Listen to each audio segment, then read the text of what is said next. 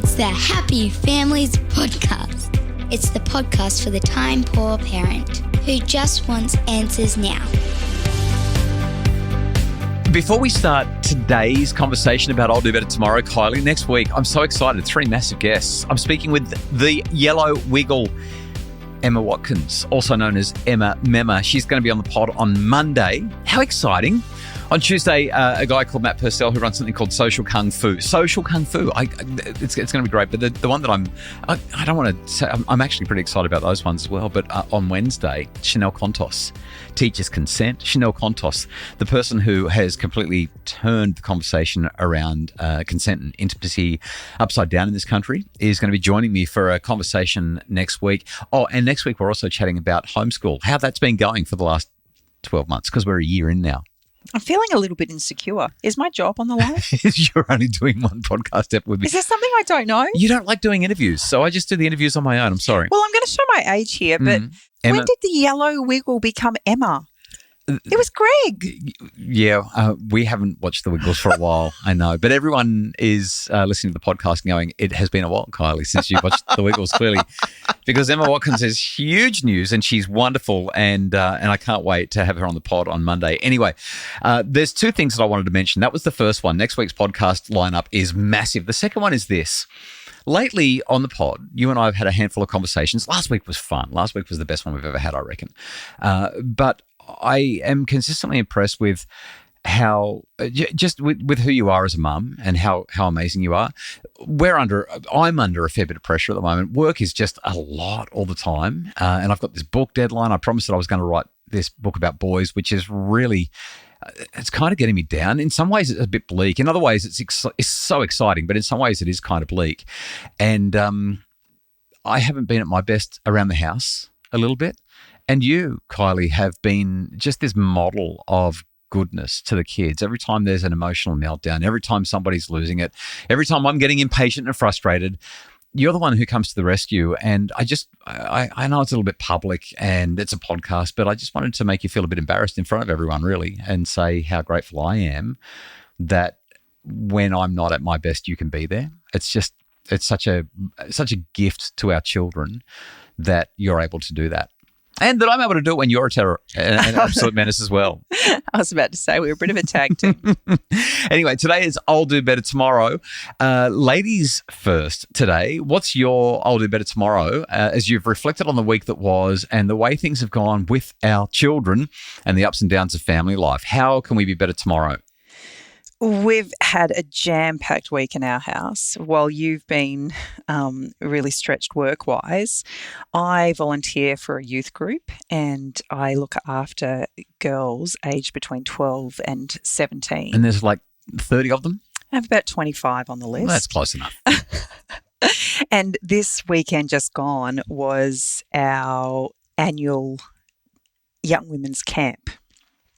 And it's a big deal.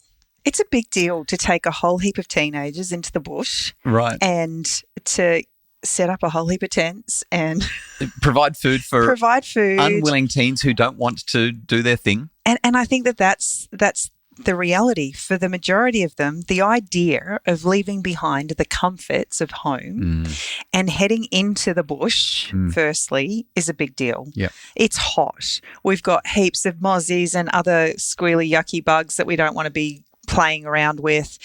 And you get bitten by stuff. Like there's so much stuff that you can get bitten by in Australia. And the biggest challenge is there was zero coverage. Oh, no telephone coverage. So I had acknowledged to them that while I couldn't stop them from bringing their phones, I was really highly encouraging them to leave them behind, that this was an opportunity for them to completely disconnect from everything that was going on around them and to spend some time in nature and with the people right in front of them.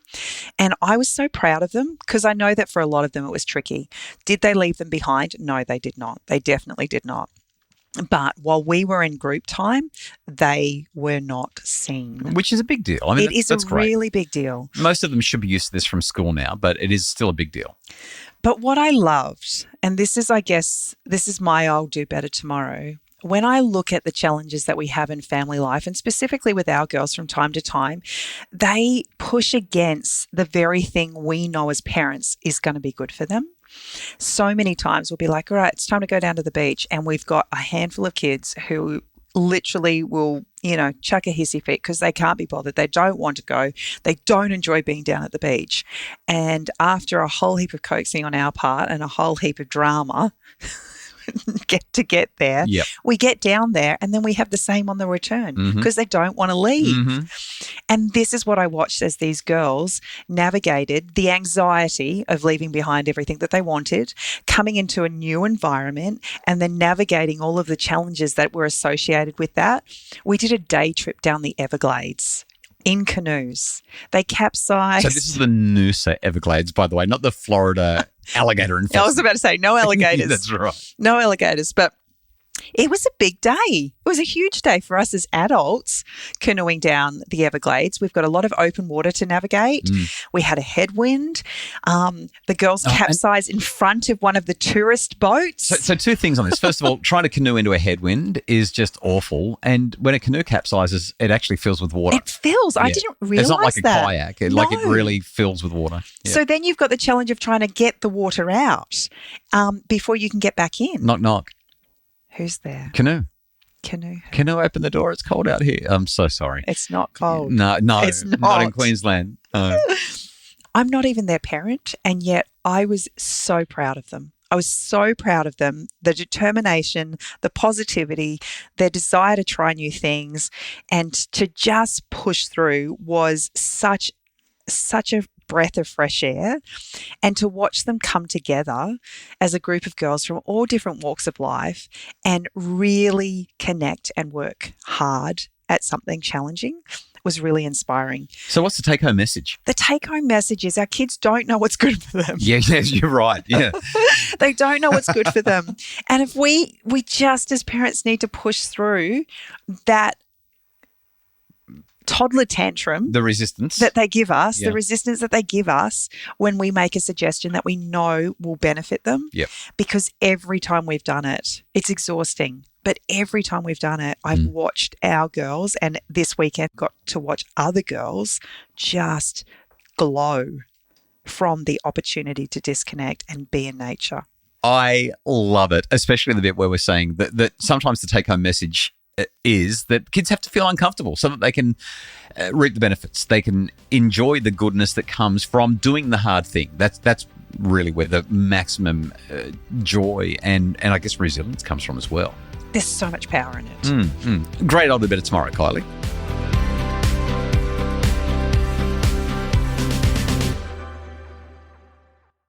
What's yours? Oh, a couple of things. First off, You were dadding this weekend, well, you were away with the camp, so not babysitting. no. I was dadding. I was not babysitting. Yeah, we went over that last week. Thank you for that. So heaps of stuff that had to be done on Saturday morning. So I'm trying to juggle kids and do all the stuff that dads are supposed to do on the weekend, and some of the stuff that mum's supposed to do as well.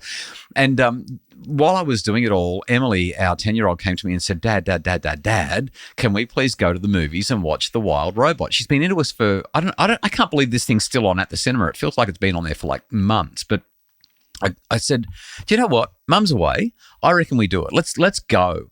So I jumped online. I had a look at the timing. I thought, yeah, okay, this fits. We can go and see the 4:30 session. And then Kylie, I had a look at the cost to go and watch a movie at the cinema. Do you know how much it costs for an adult to go watch a movie? I mean, we don't do this, right? So About $25? how did you know that? Wow, that's just how much it costs these days. 25. So for the two of us, it was going to cost, I think it was like $42. And then you've got to have a couple of treats. It's going to be $50 more to go to the movies. And I mean, I don't know what it costs to run a cinema. So I'm not slagging off the cinema companies. I'm just saying that's more cash than I was willing to throw at The Wild Robot. So what did you do? I jumped online and we downloaded it and watched it as a rental for like half the price. It was $22 or $25 or something to rent it. And we got to sit on the couch in the air conditioning. Didn't have to get in the car, didn't have to fight the traffic, didn't have to put up with people in the cinema. It was just me and Em on the couch and we watched The Wild Robot. Who do you throw popcorn at if you stay at home then? And I forgot to cook the popcorn. No, I should have done it. Oh, no. I feel like I suddenly had a failure. I felt like I was winning. I spent the money, I spent the time, we sat down, we watched The Wild Robot. How did you like it? It's a movie about a gosling, a robot, and a fox. At the 40-minute mark, you start to get the sense that the robot is essentially becoming a human. It's anthropomorphized, and all of a sudden my heart started to ache for this robot because it's really a story about motherhood and raising a child and letting go. And about halfway through, I was wiping tears away from my eyes, and I thought it was beautiful. I'm only going to give it a 3.5 because it was about a robot, a gosling, and a fox, but it was actually really nice. It was really, really nice. Hey, I'm trying, all right? I'm trying. Well, with that review, I'm dying to watch it. Well, you can't watch it now because the rental that I paid $25 for is only 48 hours. Well, you'll have to pay for it again. No, I might as well have gone to the movies. Anyway, the movie finished and I texted our eldest daughter, Chanel, her husband, Jared, and their baby, Indy, and said, let's go to the beach for a swim. And Emily didn't want to do it. Annie didn't want to do it. I got really cranky. I got cranky at our 17-year-old. It's non-participant in life. Want to sit on your bed, complain that you're not feeling good, but you won't go outside. You won't move your body. And I got really cranky. I said, last chance. And she didn't move. So I said, fine, I'm going on my own. So I took Emily. We went down to the beach, had the best time ever. And about, 5 minutes into the swim, guess who shows up? The 17-year-old. I don't think I did it right. I got cranky. I was really frustrated with her, and I let her know in no uncertain terms that I was frustrated. And yet she got out of bed and she came down and swam in the water with us for like an hour and a half. And when we got home, she highlighted, she knew she needed it and she was glad that she did it. And there's this tension. Again, going back to you with your camp one, I mean, we didn't set this up, but my idea better tomorrow is, how do you get to the point where, without getting cranky at the kids, without making them feel lousy, without beating up on them, whether it's verbally or psychologically or in any other way at all, because none of that's appropriate, but how do you get the message through that if you get out of bed, put the screen down, get outside and do the hard thing, it's going to be worth it, you're going to be glad you did it? Because she was so glad. She was so glad. And we had the most beautiful Saturday afternoon. It was absolutely gorgeous, just wonderful.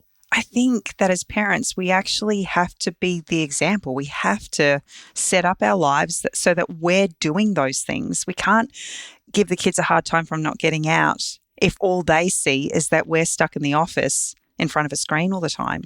We have to be prioritizing those things firstly. And secondly, we actually just have to keep inviting. We have to.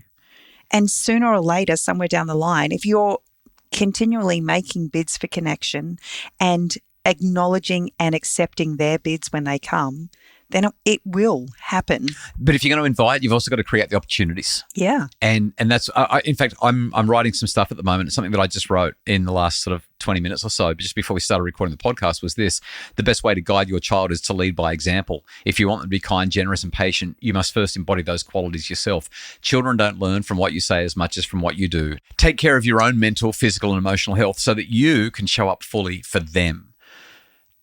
So by me making sure that I'm going to the beach and doing that, and as you said, extending the invitation, I don't know, sometimes I just think there's got to be a bit of tough love, a bit of a stern voice, because if they won't move it and then they're glad that they did because they got that stern talking to, maybe sometimes that's worth it. I don't know. Am I sounding a bit like a grumpy old guy?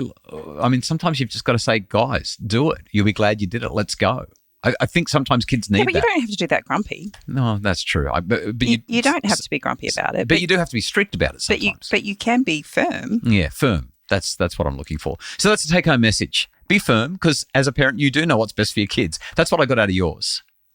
And that's what I got out of mine as well. Spend time, extend the invitation, create the opportunity, but be firm when you need to be firm.